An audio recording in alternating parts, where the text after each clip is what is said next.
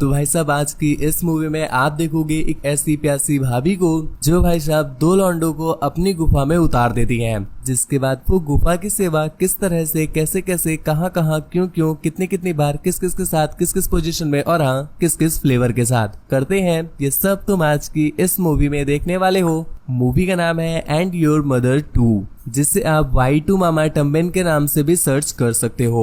खैर ये एक रिक्वेस्टेड मूवी है और अगर आपको भी कोई मूवी की रिक्वेस्ट वगैरह करनी हो तो इंस्टाग्राम पर आकर के आप हमें बता सकते हैं। और हाँ, बात वगैरह करनी हो या देखना चाहते हो तो भी इंस्टाग्राम पर आकर के मुझे फॉलो कर सकते हो। आ जाना, बातें बातें पेली जाएंगी। खैर मूवी स्टार्ट करने से पहले मेरे भाई एक बात क्लियर कर दूं कि आपकी डिमांड पर हमने एक सेकंड चैनल स्टार्ट कर दिया है, लिंक नीचे डिस्क्रिप्शन में दिया हुआ है। हा क्या तगड़ी मूवीज आ रही हैं उस पर एक बार विजिट जरूर करना। इस वीडियो को देखने के बाद, अभी नहीं, बेसब्रे मत बनो। तो मूवी स्टार्ट होती है और हम देख पाते हैं दो बेस्ट फ्रेंड्स को जो कि हमारी मूवी के मेन कैरेक्टर भी है। एक का नाम है जूलियो और दूसरे का नाम है टैनोस। दोस्तों टैनोस तो अमीर बाप की बिगड़ी औलाद है, परंतु जूलियो की कंडीशन अपनी तरह ही फटी हुई है क्योंकि वो एक मिडिल क्लास फैमिली से बिलोंग करता है, जहाँ पर उसके घर वाले भी हमारी तरह सरकारी नौकरी का एक बड़ा सा डंडा घुसेड़ते रहते हैं। लेकिन यहाँ पर जूलियो लाइफ को एंजॉय करना चाहता है। और भाई साहब इनकी दोस्ती इतनी ज्यादा गहरी है कि गहराइयां पेलने से लेकर के अपनी ही लंबाइयां पेलने तक ये लोग सब साथ में करते हैं। खैर यहाँ पर इन दोनों के पास एक एक गर्लफ्रेंड होती भी है और ये लोग उन्हें ठोक बजा करके काम चलाते भी रहते हैं। पर समस्या तो तब आती है जब इनकी गर्लफ्रेंड्स को छुट्टी पर अपने घर पे वापस जाना था। हालांकि वो भी जाना नहीं चाहती थी क्योंकि यहाँ पर तो इन्हें वाटर सप्लाई मिलती रहती है, घर चली गई तो प्यासी मर जाएंगी बेचारी। तो जाने से पहले एक बार ओयो में ये लोग छक भर करके अपनी प्यास बुझाते हैं, जिसके बाद वो चली जाती है और यहाँ पर ये बेचारे अकेले रह जाते हैं हिलाने के लिए। खैर इसी चलते ही एक दिन टैनोस के फादर घर पर एक पार्टी रखते हैं, मतलब यहाँ पर पार्टी हो रही है और पार्टी में बहुत सारे रिच लोग आए हुए हैं। पर इन रिच लोगों के बीच में ये दोनों लफद्दर लौंडे परेशान हो जाते हैं क्योंकि इन्हें कुछ कांड करने मिल ही नहीं रहा था। तभी इनकी नजर पड़ती है एक भाभी पर, जिसे देख करके ये वहीं पर मोहित हो जाते हैं, जिसके बाद वो उनके पास पहुंचे और ज्ञान की बातें पेलने लग जाते हैं। खैर इन्हें पता तो नहीं होता कि ये भाभी है कौन, पर जब वो अपना इंट्रोडक्शन देती है तब पता चला कि ये तो एक्चुअल में टैनोस की ही कजिन की वाइफ है, मतलब सच में भाभी ही लगती है इसकी। पर एक पल के लिए तो इनकी फटके हाथ में आती है, पर भौजाई इन्हें क्लियर करती है कि अरे देवर जी काहे परेशानी आ रहे हैं, हम किसी को नहीं बताएंगे जो आप किए हैं। जिसके बाद ये थोड़ी सी राहत की सांस लेते हैं और फिर से थोड़ी सी ज्ञान की बातें पेलने लगते हैं। आखिर हवसी लौंडे जो ठहरे। खैर इसी बीच इन्हें पता चल जाता है कि भौजाई को घूमना फिरना बड़ा पसंद है। खैर इनका नाम कृषा है और कृषा उन्हें बताती है कि मुझे नेचर में रहना और बीचेस में घूमना बड़ा पसंद है। यहाँ पर ये दोनों भी मन ही मन यही सोच रहे हैं कि एक बार तो हम भी आपकी नदी में गोता लगाना चाहते हैं, परंतु कहाँ लगा सकते। खैर पारिस से निकल करके क्रूसिया जाती है डॉक्टर के पास क्योंकि आज उसकी अपॉइंटमेंट थी और यहाँ पर डॉक्टर उसे क्लियर करते हैं कि उसे कैंसर है। ये बात सुनकर के क्रूसिया की फटके फ्लावर हो जाती है क्योंकि अब उसके पास ज्यादा टाइम नहीं रह गया था, जिस वजह से वो काफी परेशान होती है। और उसी रात जब वो बैठ करके ये सोच रही थी कि मैं अपने हस्बैंड को इस बारे में कुछ भी नहीं बताऊंगी वरना वो भी परेशान हो जाएंगे, पर इतने में ही उसे उसके हस्बैंड का फोन आता है जो कि उसे बताता है कि आज वो जब कुछ ज्यादा ही नशे में था तो वो गलती से एक बंदी के साथ ठुकम ठुकाई कर लेता है। पर अब मुझे बहुत ज्यादा रिग्रेट हो रहा है क्योंकि क्रूसिया मैं तुमसे सच में अत्यधिक प्रेम करता हूँ। क्रूसिया यहाँ पर उसे कुछ भी नहीं कहती क्योंकि भाई साहब वो अपने जाने के समय में ज्यादा टेंशन नहीं लेना चाहती थी, बल्कि वो हंसते हंसते अपनी लाइफ एंजॉय करना चाहती थी, जिसके लिए वो टैनोस को कॉल करके उससे घूमने चलने को बोलती है। अब यहाँ पर इन दोनों की फटी पड़ी थी क्योंकि भैया जी इन्हें कोई बीचेस वाली अच्छी जगह पता ही नहीं थी, पर फिर भी ये लोग किसी तरह से जुगाड़ कर लेते हैं और मॉल में जाकर के अपनी जरूरत के सामान लेने लगते हैं। आप तुम सोच रहे होगे खाने पीने का और पानी वगैरह, तो ना, ये लोग जाते हैं अपनी जरूरत का सामान छतरी लेने के लिए।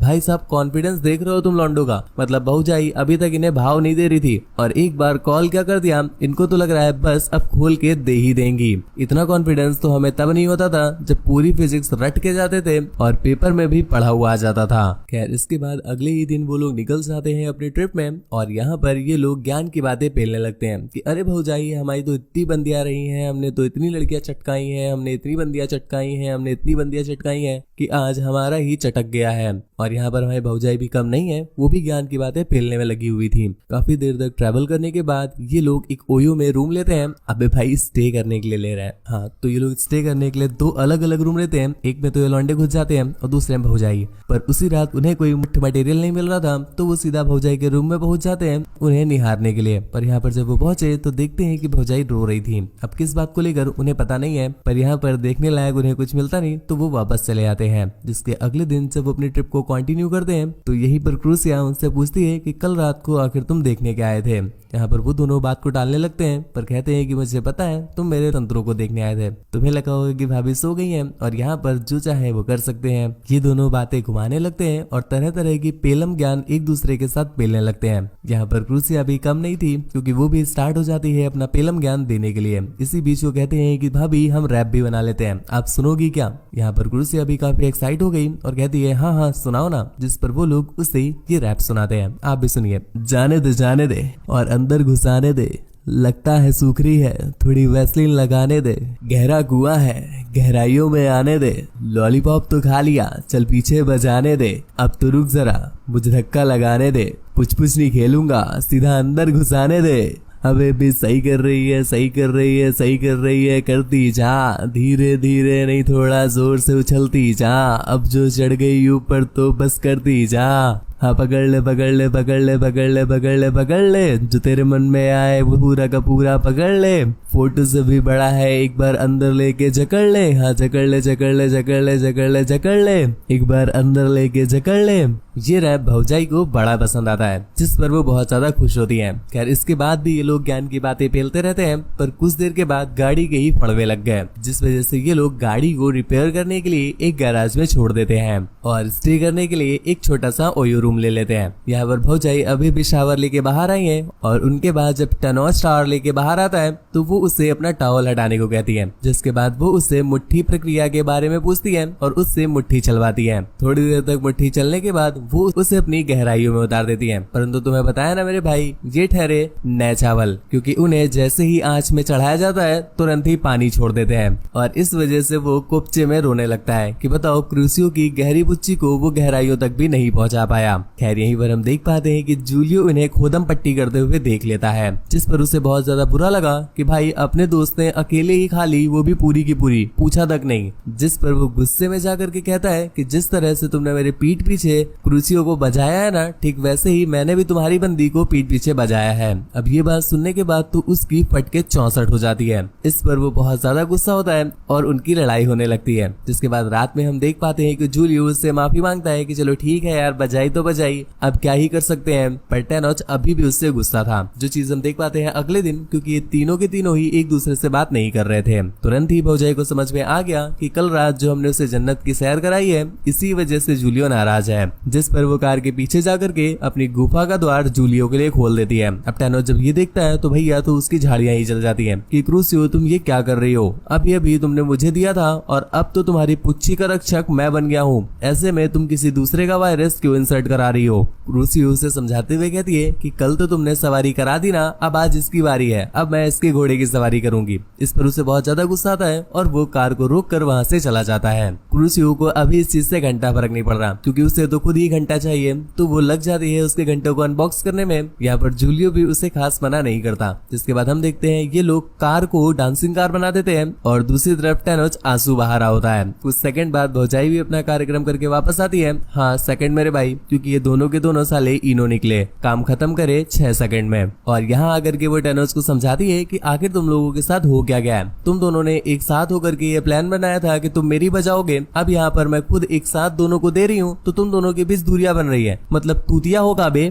ये बात टैनोच को समझ में आ जाती है, तो वो उन लोगों से गुस्सा छोड़ देता है। अब यहाँ पर मूवी को 1 मिनट पॉज करते हैं। गुरु बहुत दिनों से डिमांड आ रही थी कि तगड़ी मूवीज एक्सप्लेन किया करो, तो ऐसे में मेरे भाई यूट्यूब पर पॉलिटिक्स के खिलाफ है तगड़ी मूवीज को एक्सप्लेन करना, करना, पर हम एक्सप्लेन कर रहे हैं टेलीग्राम पर, जहाँ पर भाई साहब कोई भी ब्लर नहीं लगता है, कोई भी सीन में कट नहीं लगता है, बिल्कुल तगड़े से। चाहो तो एक बार विजिट कर लेना, बस विजिट करने को ही बोल रहा हूँ, ज्वाइन तो तुम खुद ही कर लोगे, लिंक नीचे डिस्क्रिप्शन में दिया हुआ है। खैर इसके बाद ये लोग अपना सफर कंटिन्यू कर देते हैं और सफर करते करते काफी रात हो जाती है। तभी इनकी गाड़ी एक जगह पर फंस जाती है, तो ये लोग वहीं पर वेट करने को डिसाइड करते हैं। जिसके बाद रात में दोनों थोड़ा थोड़ा सा ऊपर ऊपर करके सो जाते हैं। जिसकी अगली सुबह जब उठे तो उन्होंने अपने सामने देखा गहरा समंदर।